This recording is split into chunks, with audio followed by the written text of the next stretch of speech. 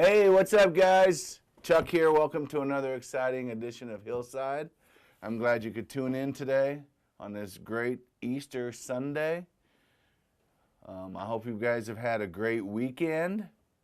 I did. I got to take time to reflect what this weekend means to so many in the Christian faith, and it's just really nice to be able to just sit back and take some time and just kind of reflect on just things that we believe in, things that really help structure and defines our Christianity and our walk with God. And so, and obviously everybody knows this is probably the premier weekend celebration of the Christian faith, with Good Friday a couple days ago, with the crucifixion and all that, and the sacrifice that Jesus made, and all that, and then being laid in the tomb for 3 days, and then of course Easter morning, being raised from the dead, and doing all that out of love. But I want to hit on a few points that I don't think really get hit on a lot in the whole Easter story, because it's really just, we really focus, I think, a lot on the death, burial, and resurrection, but there's just so much more to the story. There's just so much more that Jesus did in that time and in that moment, and there's so many life lessons that Jesus, just taught us through all this. Be patient with me, guys. My phone is acting up. I'm trying to get to Matthew here, but it keeps telling me that Matthew does not exist. It does exist. Hey, there we go. There we go. Now we're cooking with juice. Now we're cooking with olive oil. All right, here we go. Matthew. So, one of the great things about Easter, obviously, is that our salvation and our hope would not be possible without this weekend, because, we can't have resurrection and we can't have salvation without the sacrifice of Jesus. And so, it's just really, really, really exciting to just be able to reflect on that.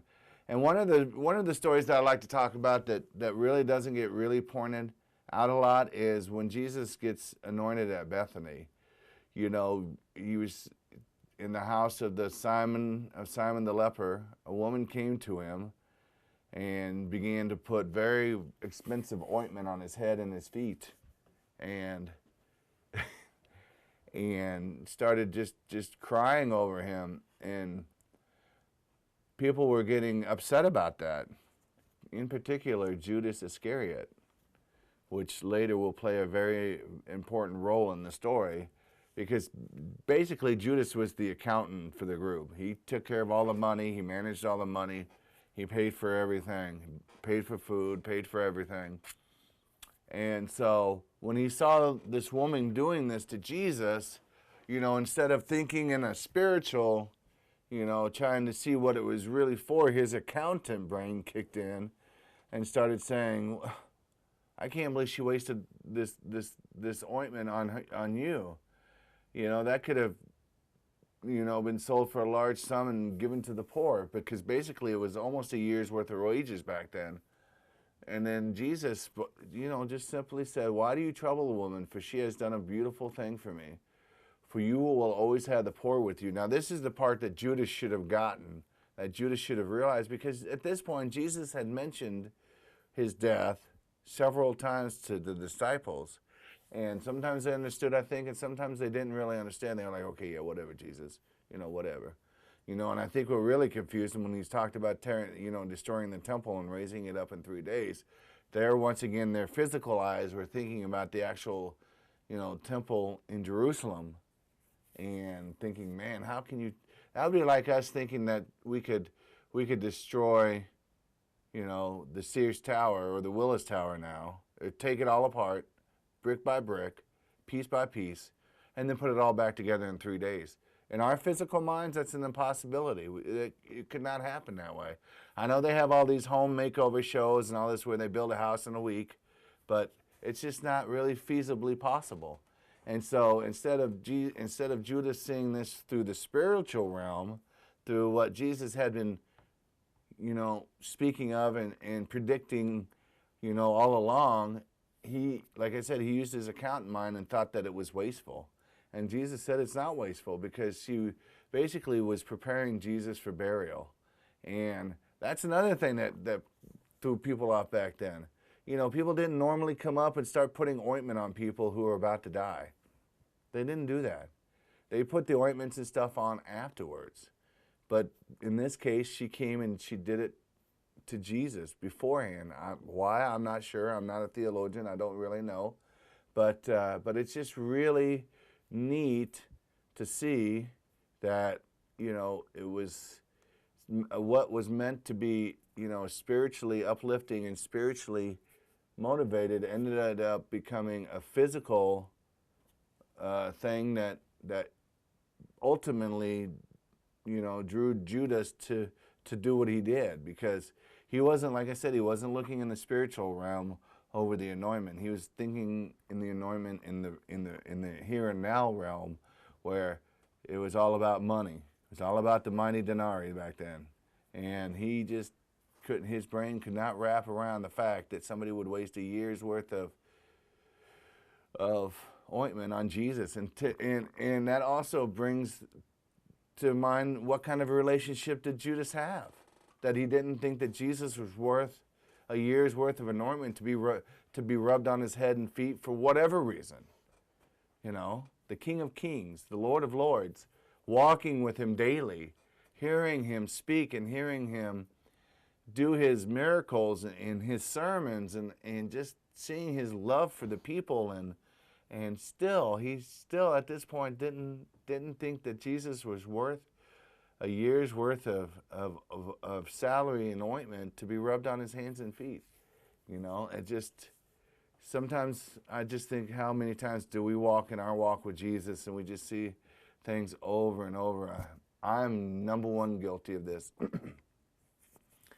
And we've seen the miracles in our lives, and we've seen him reach out and touch other people's lives, and we've seen him, do things that just astound us, but yet we don't think he's worthy enough of our anointment, of our 100% undying love for him, and I just think it's just one of those things that just really gets missed, is what kind of a relationship do we have?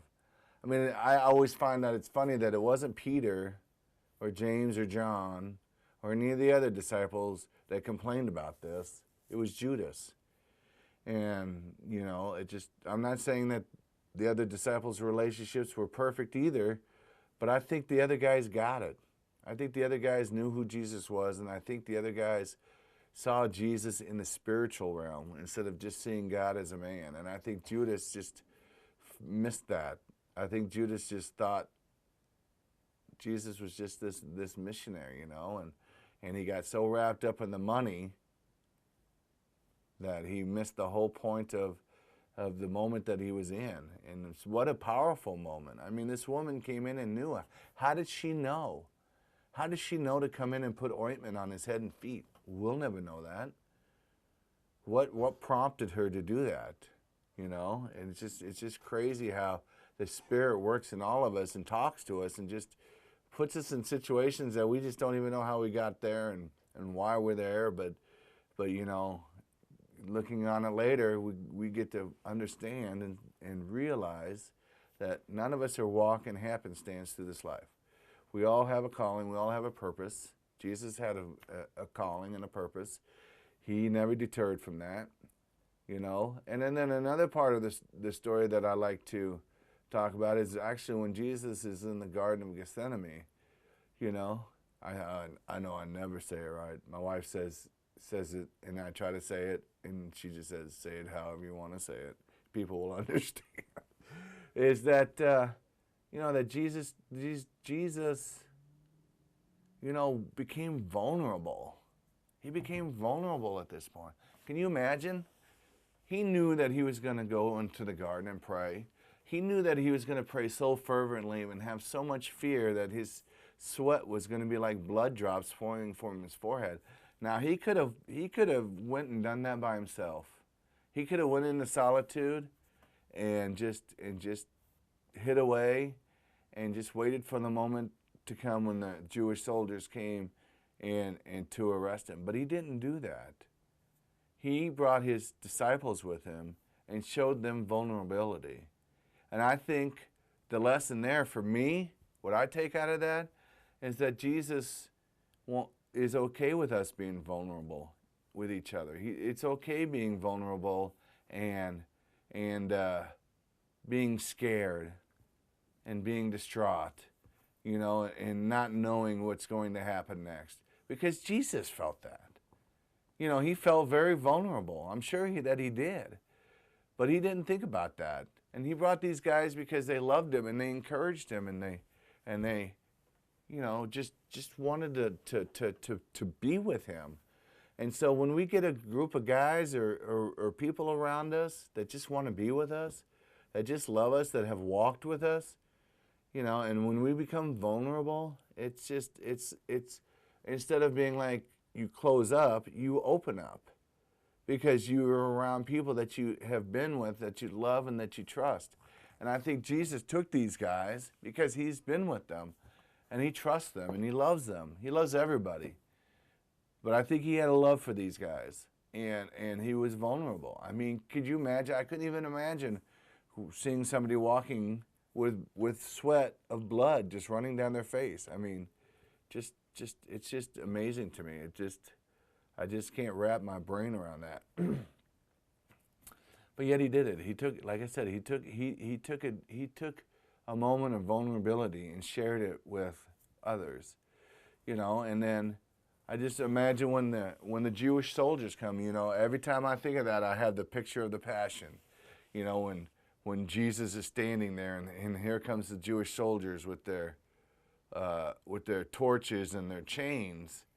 And it is just Jesus's look, just to me, totally expresses how he feels. I don't think Jesus stood there with anger in his eyes. I don't think Jesus stood there with contempt for Judas in his eyes. I think he stood there with eyes of love.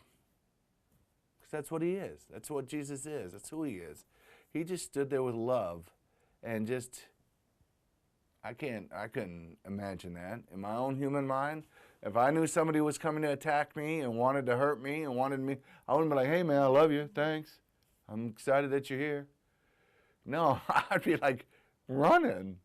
Or I'd be trying to fight back or trying to do something, And that's where it clearly shows in that moment the difference between Jesus and us frail humans. Because in that moment, Jesus chose to willingly go out of love and to be chained and to be bonded and to be dragged. But Peter, not so much.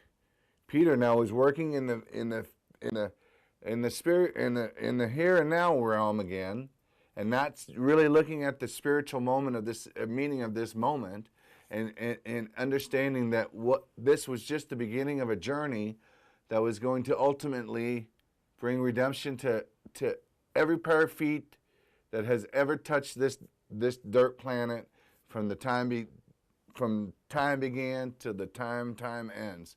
Every pair of feet he's doing this for.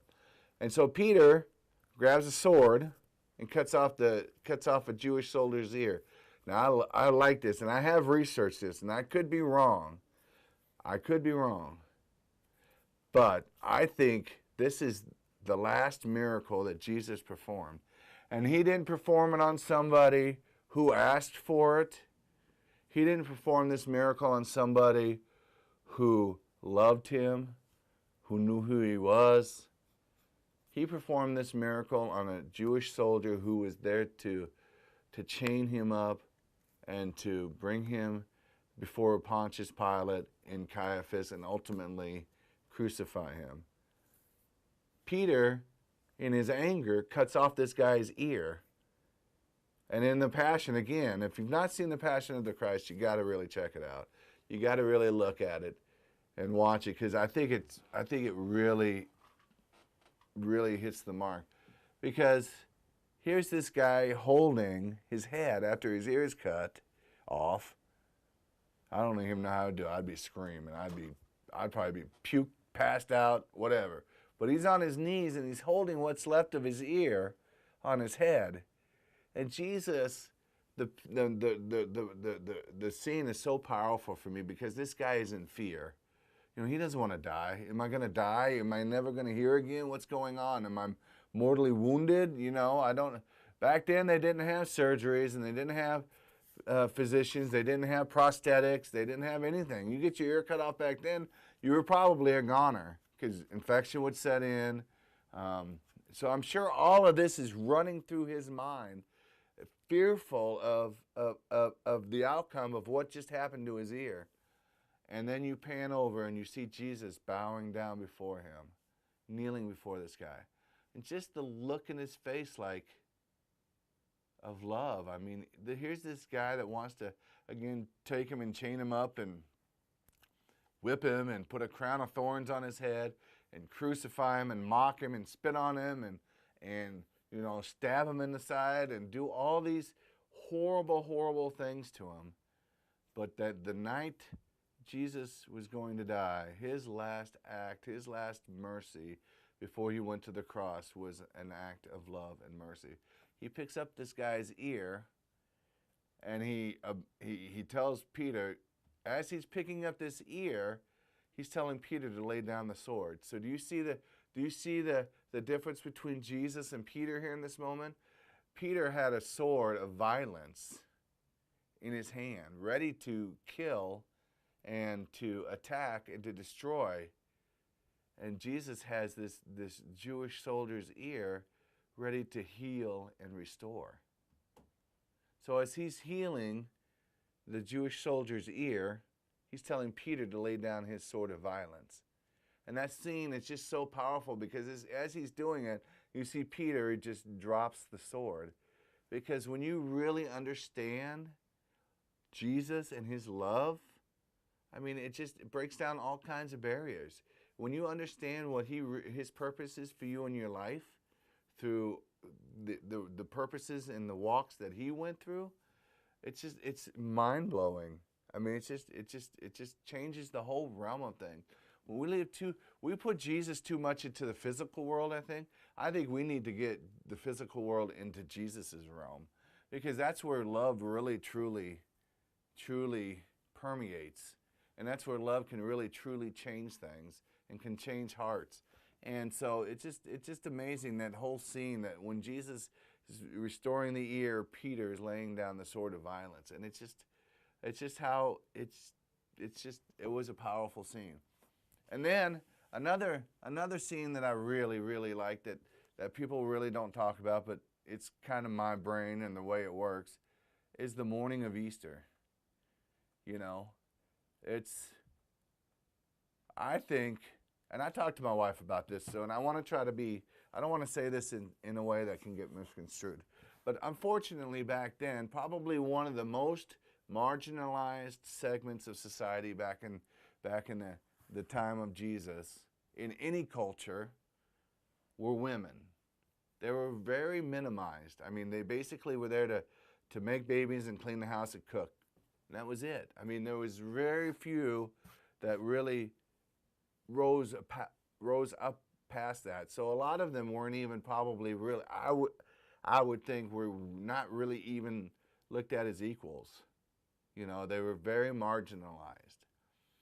And it's so exciting to me because this whole picture of Jesus, you know, and how he's so different than us frail humans, is the morning of the resurrection, Easter morning, the two women came to anoint him, to put more oil on him, because that's what they would do back then to help keep the smell down. to be blunt. They would put this. But then they saw the stone rolled away. And then there were two angels sitting on the rocks saying, he's not here. Why do you look for the dead among the living? He's not here. And then as soon as they started to go back, one of the women, Jesus appeared to her, and at first didn't know who he was. And she was pleading, please tell me where you've taken, our master, our teacher. Please tell me where you've taken the Lord. And then he says, Mary. And it was like all of a sudden, it was like her eyes opened up, and she saw Jesus standing there in front of her. So Jesus chose to appear. So Mary, probably one of the least marginalized in the society, probably one of the ones that was looked down the most, that was just kind of set aside, had a purpose, but really not valuable in any other thing than just purpose, was the first one to get to see the glory of the resurrected Lord. Isn't that crazy? Isn't that crazy how it works? That what we think is minimal and marginal in our human minds, God thinks it's valuable, and God exalts that. He lifts the lowly.